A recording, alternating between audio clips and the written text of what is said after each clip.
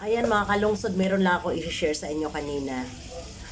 Talagang nasabi ko talaga sa sarili ko na iba na talaga ang katawan ng babae pagdating na nasa 50s ka na. Kasi kanina sa bus, although talagang masama ang pakiramdam ko, nilagnat ako kagabi tapos may ubo may sipon ako. Pero kanina sa bus, unang terminal, nag-CR na ako. Maya-maya, ayan na naman. Tapos pakiramdam ko na naiihi na naman ako, tapos ano yung kinakabahan ako, tapos pinawisan ako ng ng ano ng yung malamig. Kasi ang ginawa ko, kinross legs ko yung yung paa ko, tapos sabi ko ganun, pinikit ko yung mata ko pagkatapos itinakip ko yung kurtina ng bus sa ko sa mukha ko, pati dito sa ko, sabi ko ganun. Tapos nagdasal ako, sabi ko, Lord, huwag mo ako kaya, Lord, ano ba naman tong nararamdaman ko, Lord? Sabi ko, bakit bigla akong parang ninervous, sabi ko ganun. Ang dami na tuloy kong iniisip, baka mamaya may mangyaring hindi maganda, ganyan. Baka mamaya may hold upan o di kaya madisgrasya, ganyan. Ang dami ko ng tapos ganun, talagang nakaganyan ako pagkatapos talagang naka-cross legs ako. Tapos ngayon, nag-terminal ng pangalawa yung bus. Sabi kong ganun, kuya, sabi kong ganun, pwedeng mag-CR muna, sabi ganun nung driver, anong conductor. Ate, hindi pwede kasi nakidaan lang tayo dito, terminal ito ng ibang bus. Sabi ko, kuya, antayin nyo talaga ako, kuya. Sabi ko ganun, tatakbo ako. Ayun, nila ako, tapos tumakbo ako doon sa CR. Unti-unti lang naman din ang naihi ko, as in. Tapos akala ko ma-okay na ako. Sabi ko gano'n, nakaihi na ako. Sabi ko gano'n, okay na ako. Sabi ko, maya-maya, andyan na naman yung nervous. Pagkatapos may nagtinda ng mani at saka cornic. May parang may nagsasabi sa akin na huwag kang kumain yan kasi yung masasamid ka pagkatapos ubuhin ka ng tudong-tudo, pagkatapos yung hindi ka makahinga, habing ganun natakot naman na ako, tumingin lang ako ganyan sa pagkatapos tumitingin naman ako doon sa bintana. Sabi ko, ano ba naman tong nararamdaman ko? Sabi ko ganun, talagang iba na pala talaga pag nasa 50s yung 50s yung katawan ng tao. Kaya pa nandoon pa rin yung lakas ng loob mo, pero yung katawan mo pala talagang hindi na sumusunod, ganyan. Kasi ngayon noong kagaya nung sumakay ako ng eroplano nung last year, kunting kaldag lang ng eroplano, grabe na ang hawak ko sa hawakan. Pagkatapos nagdadasal na ako, tapos nai-imagine ko na baka mamaya malaglag. Ang dami ko ng mga iniisip. Ay ko, bakit ganito? Hindi naman ako ganito dati nung una. Sabi kong ganun, ini-enjoy ko pa yung kaldag ng eroplano dati, yung ganon-ganon, ini-enjoy ko pa yan. Tapos nitong nag-50s na ako, ganun ang naramdaman ko. Tapos noon kapag sumakay ako ng motor, gusto ko talagang bururot talaga, na talagang as in enjoy ako na yung parang nahihiwalay yung kaluluwa ko sa lakas ng motor. Pero ngayon kunting ganyan lang ng motor, nakakapit na kaagad ako, ganyan. Kaya sabi kong ganun, iba pala talaga pagka nasa 50s ka na.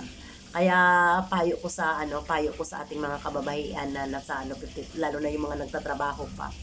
Pagkadating nyo ng pagka yung mga 50-year-old mahigit na babae, mga kagaya ko na mga nagtatrabaho, pagdating ng day off nyo, huwag na kayong maglalaba, maglilinis, ganun din ang ginagawa pagkatas, mangonsumisyon sa apo, mangonsumisyon sa anak.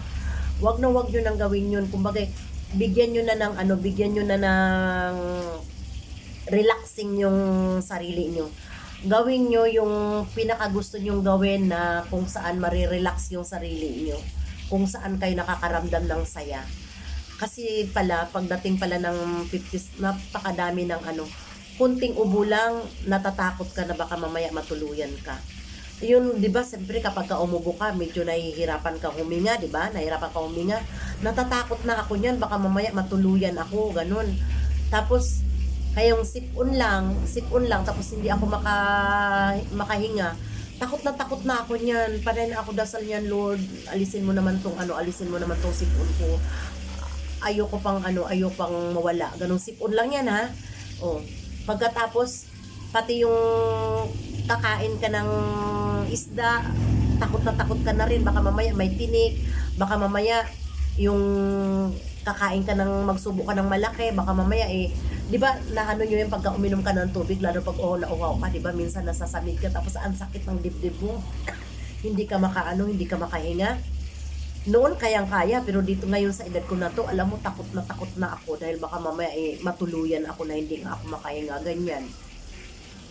Tapos yung basta marami ka ng takot sa buhay pag nasa 50s ka na.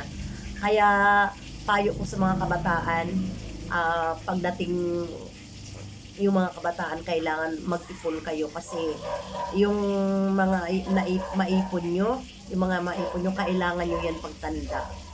Kasi talagang bawas na ang lakas, bawas na lahat-lahat. Syempre, kung anong ganda mo noon, mawawala na yan. Nandoon pa rin yung aura mo na may dating, pero iba na talaga.